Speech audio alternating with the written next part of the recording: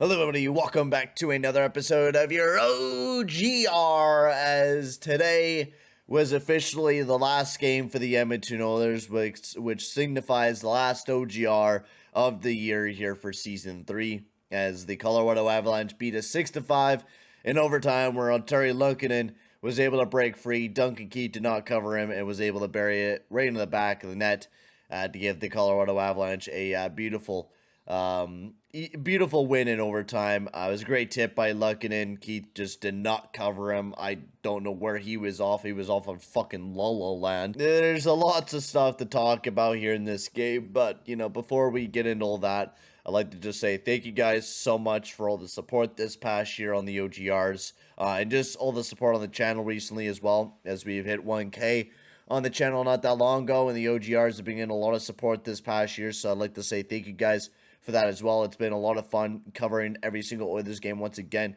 and doing a full 82 game season this year, where we actually have the normal standings, the normal league, and we're not just covering every Canadian division team. So it was a lot of fun this year. One of the most funnest years I've had here with the team.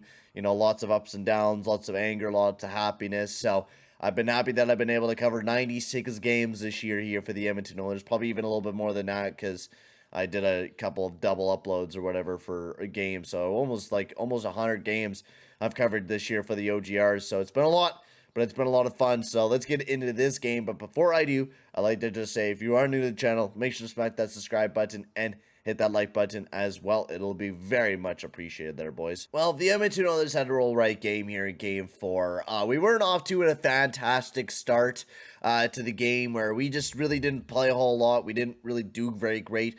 The second period, we definitely did pick things up, where we actually started gaining a little bit of momentum, like halfway through the second, where finally we got a goals where Zach Hyman got a big one, and then it's like we just picked it right up. We started playing really good. And then for some reason, we kind of just stopped in the third period and allowed the Avs to score a few big goals. And it was like, okay, now we're just stopping here, guys. Like, what's the point of that? What's the point of us just stopping here and not trying? And, we were missing a lot of players. Evander Kane was out of the lineup. Mr. Kayla Yamamoto was out of the lineup. But we got to see our boy Dylan Holloway in the lineup to make his NHL debut. But the thing is, he only played 3 minutes, which absolutely boggles my brain, because we were playing 11-7. And if you think we're playing 11-7, you would like at least Holloway to play, at least a solid 8 minutes of ice time, not just 3 minutes. Who I thought Holloway, every time we went out there, he looked not bad. But, I just don't understand why play him, Like, if you're going to play him, then play him some actual goddamn minutes instead of giving him 3 minutes out there to not even breathe. It just made no sense to me. I love Woodcroft, but if you're playing 11-7, at least get a guy that you're going to play a decent amount of minutes instead of just Holloway, who you're only giving him 3 minutes. It's exactly what we did to Broberg. When we brought Broberg into the playoffs, we only played him for 3 minutes. I think these guys deserve a little bit of ice time, but at least you got him out there for a little bit of playoff experience. You got him out there for playoff atmosphere games, so I think that's going to help him going into next year. But let's get into the goal scoring summary here in this game and talk all about that. So the very first goal was scored by COL, who got his 5th goal of the season here. He was on an absolute heater. He had 5 points in this game. Absolutely ridiculous. But COL got the first goal of the game on the power play. Beautiful shot from the point. Smitty was covered up. He couldn't see a single thing. And Makar picked the corner, sniped it right from the point, and big goal to get the game started for the Colorado Avalanche. Nothing else really happened in the first until the second period, where Zach Hyman did a little bit of a beautiful deep going forehand to backhand, bearing to the back of the net. This was a great breakout pass by Nurse, setting up Draisaitl for a beautiful pass over to Zach Hyman. And then he dashing in, and that beautiful forehand to backhand goal to get his 10th goal of the playoffs, which is just absolutely amazing for Zach Hyman. He just had a really gorgeous playoffs. It was just one of our best acquisitions from the offseason, without a doubt. He's just been absolutely amazing for the Edmonton Oilers and continues to be that guy. And then Ryan Nugent-Hopkins got his 6th goal of the season for the Edmonton Oilers, which was also another beautiful forehand the backhand move, as he caused a turnover. Well, it was a bad pass by Comfer over to Taves, and then bounced off the boards and right onto Nuge hands, who then went forehand the backhand, beating Frank Kuhns to give us that 2-1 lead, which was massive. And then McDavid getting his 10th goal of the season, sending a lightning bolt right past Frank Coons on the power play to give us a 3-1 lead, and we're all thinking like, oh, here we go again. This is where the Edmonton Oilers are going to choke. Me and Josh were saying on stream that we're like, okay, we're up 3-1, going into the third period. I bet you not we're going to choke. And right off the get-go, Devontae scores a right quick one, getting his 5th goal of the season from the point there, getting the Avs within 1. This was a weird one, too. I think this went off the knee of Cody Ceci right in the back of the net as well, which was just an unfortunate bounce. And then Zach Hyman, though, gets us right back into the game, getting his 11th goal of the season by a beautiful pass by Draisaitl, as it was a beautiful 1-2. It was a little bit of a knuckleball, too, that kind of fluttered right into the back of the net, being Frank Coons. But then Smith decided to be a fucking moron, and this is where I get really pissed off at Mike Smith here, because he needed to just make a simple play. A simple play where he didn't need to do these extravagant fucking passes, which he always tries to do. And I will tell you this, Smith's Hail Mary passes never work, but for the few odd times they do. And it absolutely ticks me off, because Smith, every time he's on the power play, he sees someone, sitting there waiting for a pass from him. He launches up a pass and it misses.